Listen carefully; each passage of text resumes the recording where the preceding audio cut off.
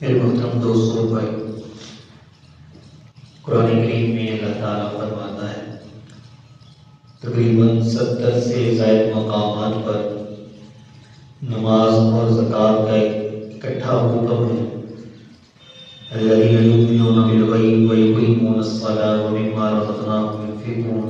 ایمان بالغیب والے تو وہ ہیں جو نماز بھی ادا کرتے ہیں اور ہمارے لیے ہوئے میں سے خرچ بھی کرتے ہیں۔ کہیں پر اللہ تعالیٰ نے فرمایا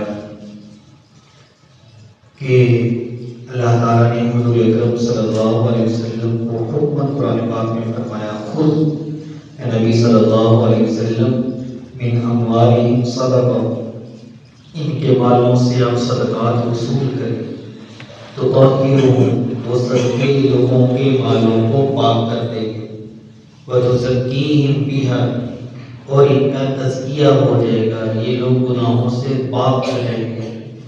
اور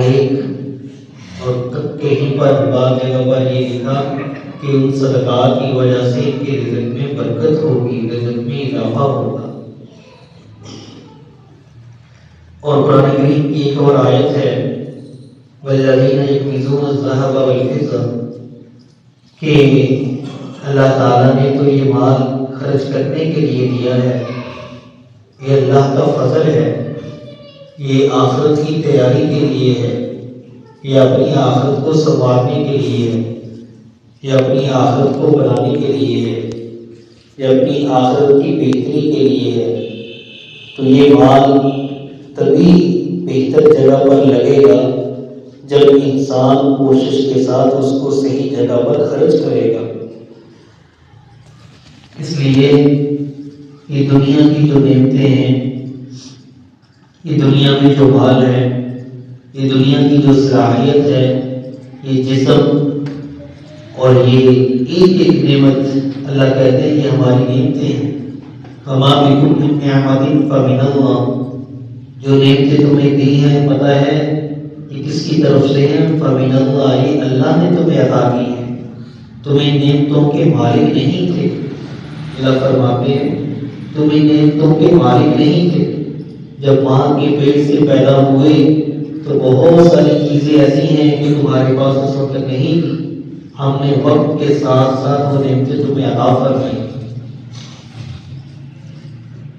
ایسے ہی ان نعمتوں کا جب رسول اکرم صلی اللہ علیہ وآلہ وسلم تذکرہ فرمایا کرتے تھے تو صحابہ کرام رضوان اللہ علیہم اجمعین کے عجیب خیالات ہوتے، عجیب خیالات۔ کوئی صحابی یہ کہتا ہے یا رسول اللہ جتنا آپ یہ دنیا کی باتیں بیان کرتے ہیں کس مال سے بچا جائے، یہ مال فتنہ ہے، یہ مال آخرت میں مشکلات میں ڈالے گا، تو کیا ہم چھوڑ دیں؟ کوئی صحابی ایسے بھی تھے کہ سارے کا سارا لا کر ہی حضور کے قدموں میں رکھ دیتے تھے۔ ایک صحابی حضور کے پاس آئے اور آ کر عرض کیا یا رسول اللہ میرے پڑوس میں ہمسایوں کے گھر میں ایک کھجور کا درخت ہے اور وہ کھجور کافی زیادہ پھیلی ہوئی ہے اور اس کی کچھ ٹہنیاں میرے گھر کے اندر بھی آتی ہیں اور کھجوریں ان کو لگتی ہیں اور وہ کھجوریں گرتی ہیں میرے گھر کے اندر اور میرے بچے ان کھجوروں کو اٹھا کر کھاتے ہیں، اور جب میرے بچے اس کو اٹھاتے ہیں تو کھجور کا مالک چونکہ دوسرے گھر کی کھجور ہے، گرتی کھجوریں میرے گھر میں، تو وہ آ کر میرے بچوں کو مارتا ہے کہ تم یہ کھجوریں کیوں کھاتے ہو، یہ کھجوریں تو میری ہیں۔ لیکن کھجور اب آتی ہمارے گھر کے اندر ہے، خود بخود پھل گراتی ہے، میرے بچے کھا لیتے ہیں، تو یا رسول اللہ میرے لیے یہ بڑا مشکل ہوتا ہے، کیونکہ یہ صحابی غریب تھے، تو جب میرے بچے کھاتے ہیں اور وہ روکتا ہے میرے لیے برداشت کرنا مشکل ہو جاتا ہے۔ تو آپ صلی اللہ علیہ وسلم نے فرمایا جس کی کھجور تھی اس کو میرے پاس بھیجو۔ بلوایا گیا، وہ آئے، آپ نے فرمایا یہ کھجور تم کتنے میں فروخت کرو گے؟ کہا یا رسول اللہ میں تو فروخت کروں۔ کہا کچھ تو بتاؤ، کہا نہیں۔ کہا تم یہ کھجور مجھے بیچ دو اور اتنی کھجور کے بدلے بیچ دو، اللہ تعالیٰ تمہیں اس کے بدلے میں جنت میں ایک باغ عطا کرے۔ وہ مسلمان ہر ایک کے حالات اپنے اپنے ہوتے ہیں، وہی سمجھتا ہے کہ کہاں سے گزرا، کیسے مینج کرنا ہے. تو اس نے کہا میرے پاس ایسی گنجائش نہیں کہ میں یہ جو تھوڑا سا ہے یہ دے دوں اور آخرت کے خیال میں ہی بیٹھا رہوں، میرا گزارا نہیں ہوتا یا رسول اللہ. لیکن ادھر نبی کی بات اس کو ماننا سامنے تھا، ادھر اپنے حالات دیکھے. جب یہ بات چل رہی تھی تو ایک اور آدمی نے سن لیا، صحابی رسول بیٹھے ہوئے، کہا یا رسول اللہ آپ نے فرمایا اگر یہ کھجور بیچ دے گا تو اس کو قیامت کے دن اللہ آخرت میں بدلے میں ایک جنت میں کھجوروں کا باغ دے گا. اگر یہ کھجور میں بیچ کر صدقہ کر دوں یا اس کو میں قیمت دے دوں اور یہ میں اس کا مالک بن کے میں کر دوں تو کیا یہی نام مجھے بھی ملے گا؟ آپ صلی اللہ علیہ وسلم نے فرمایا تمہیں بھی ملے گا. اب یہ صحابی کھجور کے مالک کے پاس گئے اور جا کر کہا کہ میں نے تم سے ایک سودا کرنا ہے، یہ کھجور لینی ہے، قیمت تم مانگو، جو بھی مانگنا ہے مانگو. انہوں نے کہا کہ تم بتاؤ دو کھجور، دو درخت، چار درخت کہاں دیں گے اور کہاں بتاؤ. کہا کہ وہ جو تمہارا وہ فلاں کھجور کا باغ ہے وہ مجھے دے دو، یہ کھجور لے لو. فرمایا ٹھیک. اب یہ صحابی وہاں گئے، عجیب، یہ صحابی وہاں گئے اور اپنے باغ کے باہر کھڑے ہو گئے اور ان کی رہائش بھی اس باغ کے اندر ہی بنائی ہوئی تھی، گھر بھی اندر تھا. تو اچھا یہ اللہ کا نام ہے. ابھی بھی ایسے ہیں جن لوگوں نے اپنے مکانات گاؤں میں رکھے ہوتے ہیں، وہاں کا ایک سکون اپنا ہی پرسکون ماحول ہوتا ہے. تو اس زمانے میں بھی یہ تھا کہ اپنی جو باغ تھا اس کے اندر مکان بنایا ہوا تھا، بچے وہاں رہتے تھے. اب یہ صحابی باغ کے باہر کھڑے ہو کر آواز دے رہے ہیں، اے میرے بچوں، اے ام فلاں، اے میری فلاں بیٹی، میرا فلاں بیٹا، تو باغ سے باہر آ جاؤ. باغ کے اندر ہی داخل ہو رہے ہیں، باہر کھڑے ہو کر گئے. وہ صحابیہ جن کی تربیتیں ہوئی ہوتی ہیں، جنہیں حضور صلی اللہ علیہ وسلم کے زمانے کی گفتگو ملی تھی، ایمان کا بہت اعلیٰ معیار تھا، تو ان کے لیے بھی پھر بات برداشت کرنا مشکل نہیں. انہوں نے پوچھا اے میرے شوہر، میرے خاوند، تم ایسا کیوں کہتے ہو؟ کہا یہ بات ہم نے آخرت کے باغ کے بدلہ میں بیچ دیا ہے. فرمایا گھر والی نے آواز دی، کہا تم نے تو بڑا ہی اچھا سودا کیا، تم نے تو بڑا نفع کا سودا کیا، اس باغ کے بدلے میں آخرت میں باغ ملے گا. اپنے بچوں کو ہاتھ میں پکڑا اور یہ صحابی باہر کھڑے ہو کے آواز دی، باغ میں نہیں گئے. کیوں؟ اب جب یہ کہیں گے اس کا ہو گیا تو ہو گیا، میں نے اس میں داخل بھی نہیں ہونا. اب وہ بچوں کو لیا، باہر آئے اور باہر آنے کے بعد اپنے دوسرے گھر میں چلے گئے اور وہ جو جن کی کھجور تھی ان کے یہ ان کو دیا اور وہ کھجور لی، اس کا قبضہ لیا اور حضور کے پاس حاضر ہو گیا، جس کو دینی ہے ادا کر. آپ صلی اللہ علیہ وسلم نے فرمایا اسی صحابی کو بلاؤ جس کے بچے کھاتے تھے اور یہ اس کو ڈانٹا کرتا تھا. ان کو بلایا، فرمایا کہ آج سے کھجور تمہاری ہے، تم بھی کھاؤ، تمہارے بچے بھی کھائیں. پھر اللہ تعالیٰ نے اسی کھجور سے انہیں بہت زیادہ رزق بھی دیا اور اس کھجور کا جو پھل تھا وہ اتنا زیادہ تھا کہ اللہ تعالیٰ نے یہی روزگار کا ذریعہ بھی بنا دیا. لیکن یہ کھجور ایک اور اس کے بدلہ میں ایک صحابی نے دنیا میں اپنا ایک باغ قربان کیا اور حضور صلی اللہ علیہ وسلم نے آخرت میں بدلہ میں ایک باغ کا وعدہ فرمایا اور حضور کی بات آگے پیچھے نہیں. مولانا خورشید صاحب دامت برکاتہ، مولانا جمشید صاحب رحمہ اللہ کے بیٹے ہیں، ایون میں ہمارے استاد ہیں، فرمایا کرتے تھے یہ تو ہو سکتا ہے کہ سورج نکلے اور روشنی نہ کرے. ہم نے کبھی ایسا دیکھا نہیں، پھر بھی سمجھ لیں ہو سکتا ہے، ممکن ہے. انسان پانی پیے اور پیاس نہ بجھے، انسان کھانا کھائے اور بھوک نہ مٹے، چراغ جلے اور روشنی نہ ہو. فرمایا یہ ساری چیزیں ممکن ہیں، اگر مانتی نہیں ہے سمجھ لیں قدرتی ممکن ہے، ہو سکتا ہے. لیکن جو بات میرے اور آپ کے نبی حضرت محمد صلی اللہ علیہ وسلم نے فرما دی اس میں ذرہ برابر بھی فرق نہیں آ سکتا، وہ ویسے ہی ہے جیسے آپ نے فرمایا. تو اس لیے حضور صلی اللہ علیہ وسلم نے فرمایا الدنیا مزرعہ الآخرہ، یہ دنیا آخرت کی کھیتی ہے، یہ دنیا آخرت کی کھیتی ہے۔ سمجھدار لوگ اپنی کھیتی کا خیال رکھتے ہیں، کیوں؟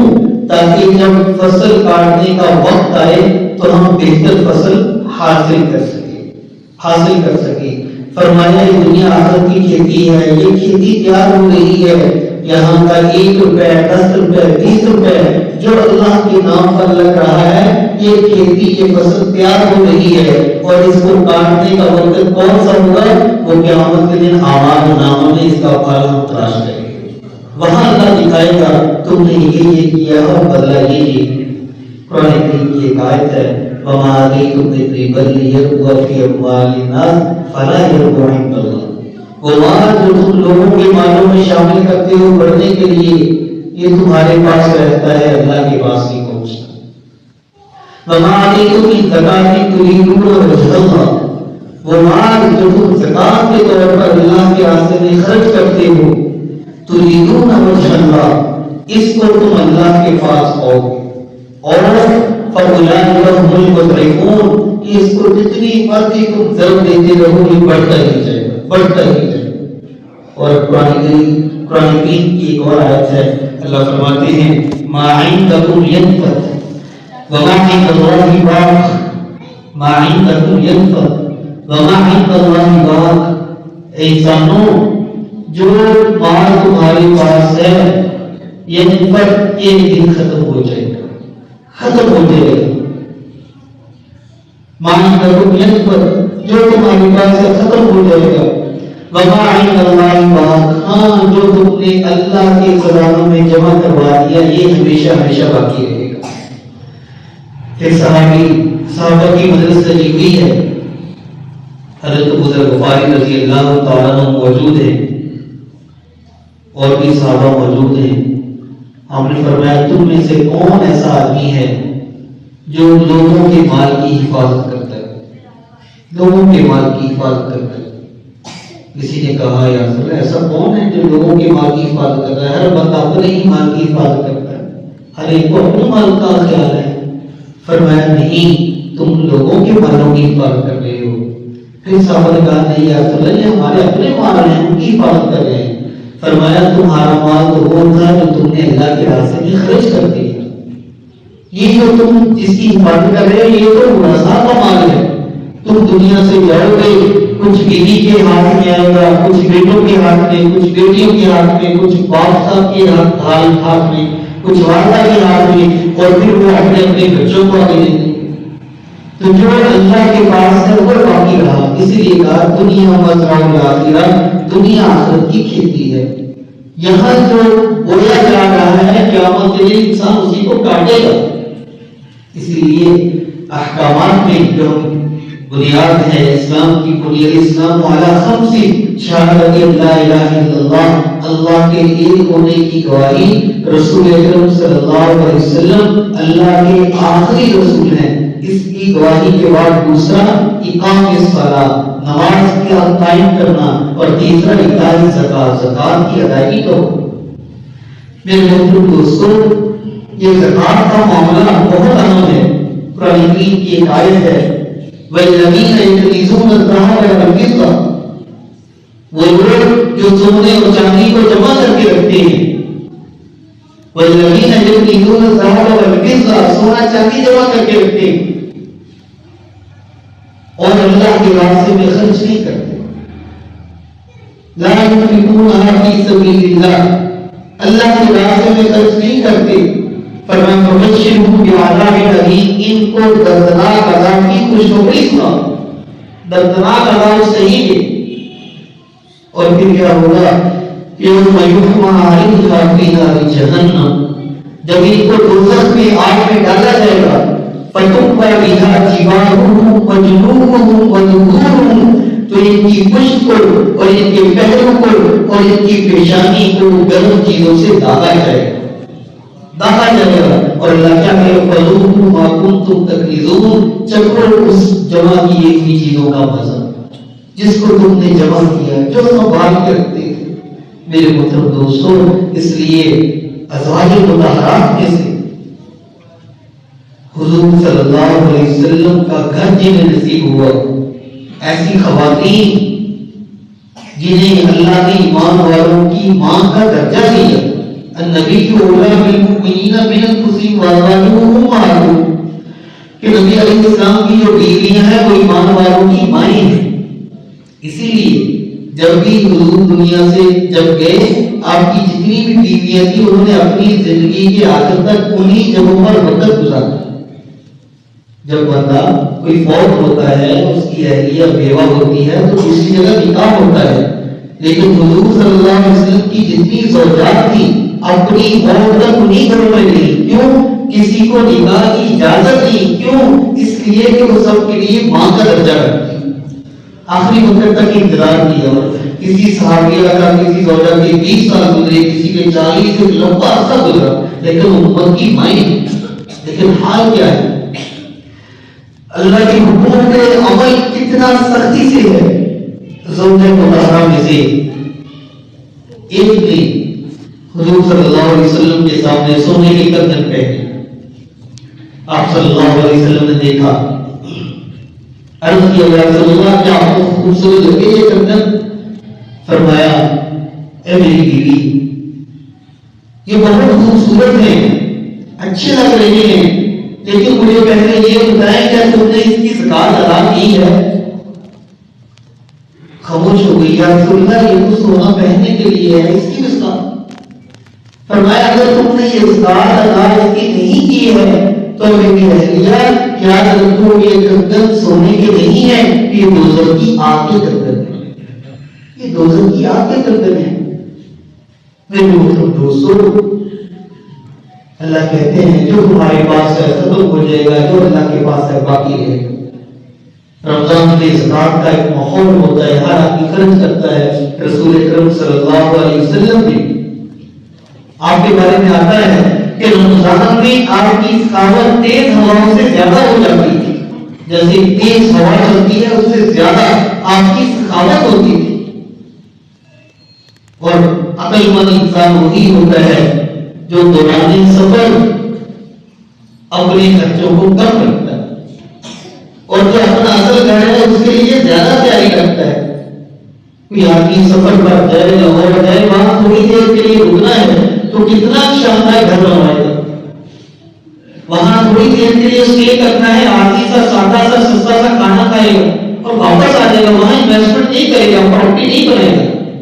ایسے ہی فرمایا آپ صلی اللہ علیہ وسلم نے دنیا کے انسانوں تم دنیا میں مسافر ہو، تمہارا گھر تو آخرت میں ہے، تمہارا گھر تو آخرت میں ہے، اس کی تیاری یہاں سے کرنی۔ وہ ایک بھوکا انسان، اور پھر جب تیاری کا موقع بھی دے، ایمان بھی ہو گے تو کیا ہی کہتے، کیا کہتے۔ ایک بھوکا انسان جا رہا تھا، ایک شہر میں داخل ہونے لگا تو دروازے بند تھے۔ کہا کہ یہ دروازے کیوں بند ہیں؟ بتایا گیا کہ یہاں پر بادشاہ کا باز گم ہو گیا ہے اور اس کی تلاش کی وجہ سے پورے شہر کے دروازے بند۔ تو یہ بھوکا تھا لیکن ایمان والا تھا۔ کہا کہ کیا کہتے ہیں اس بادشاہ کو یہ بھی عقل نہیں ہے کہ جو باز اڑ گیا ہواؤں میں چلا گیا وہ دروازے بند کرنے سے رکنے والا نہیں ہے، وہ تو کسی جگہ سے بھی نکل سکتا ہے۔ اور ساتھ ہی کہا اللہ کیا تیری تقسیم ہے، ہم ایمان پہ ہیں، بھوکے ہیں، کھانے کے لیے پیسے نہیں ہیں، کھانے کے لیے کوئی چیز نہیں ہے، اور یہ آدمی جس کو یہ بھی عقل نہیں ہے کہ باہر جڑ گیا ہے وہ دروازوں سے نہیں رکے گا، اور تم نے اس کو سلطنت دی ہوئی ہے، تیری کیا تقسیم ہے؟ فوراً اللہ نے دل میں القاء کیا، خیال آیا، الہام ہوا۔ اللہ نے فرمایا کیا ٹھیک ہے، تم اس پہ راضی ہو کہ اس کی بادشاہت ہم تمہیں دے دیں اور تمہارا امام اس کو دے دے؟ کیا تم اس پہ راضی ہو؟ ایسا کر لیں کہ تمہارا امام اس کو دے دے، اس کی بادشاہت تمہیں دے دے۔ فوراً دل میں آیا توبہ کی نہیں، ایمان ایک ایسی نعمت ہے ساری دنیا کی بادشاہ اس کا مقابلہ نہیں کر سکتی۔ اور میرے محترم دوستو، وہ ایمان والے جن کو اللہ نے مال دیا ہے، زکات قرض ہے، وہ تو اللہ کا شکر ادا کرے، وہ تو اللہ کا شکر ادا کرے۔ اللہ نے ایمان بھی دیا، ساتھ مال بھی عطا فرمایا۔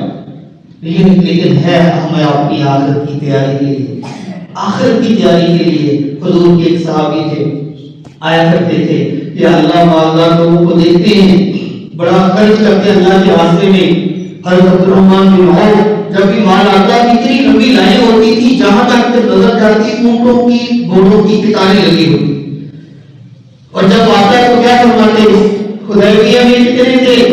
1400، ایک پیمانہ رکھا بڑا سا، اشرفیاں بھر کے لیے 1400 تھیلوں میں ڈال کے گھر میں گئے۔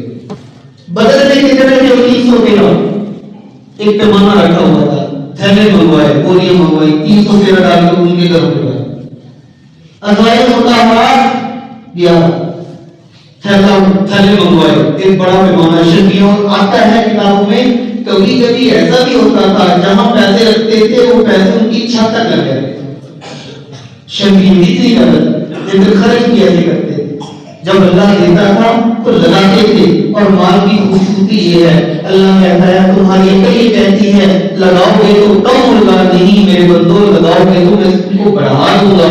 اور کتنا بڑھے گا؟ کماثل حبۃ انبتت سبع سنابل فی کل سنبلۃ مئۃ حبۃ، ایک لگاؤ گے تو اس کی مثال ایسی ہے جیسے ایک نے 7 ڈالیاں پیدا کی اور ہر ایک میں آگے 100 دانے ہوں، مطلب ایک لگاؤ گے تو اللہ بدلے میں 700 کام کرے۔ اللہ تعالیٰ ہمیں اپنی آخرت کی تیاری کی توفیق عطا فرمائے، اور جتنے ہمارے فرائض ہیں اس کو میرے محترم دوستوں ضرور ادا کرنا ہے، اس میں کوتاہی نہیں کرنی، اس میں وہ سستی نہیں دکھانی، اس میں بالکل سستی کی گنجائش نہیں ہے۔ اور یہ ذہن میں رکھیں جیسے زکات فرض ہو جائے فوراً ادا کرنے کی ترتیب میں، فوراً زندگی کے لمحوں کا کیا پتہ ہوتا ہے، ہم اسی انتظار میں ہوتے کریں گے، بعد میں بات والے پتہ نہیں کیا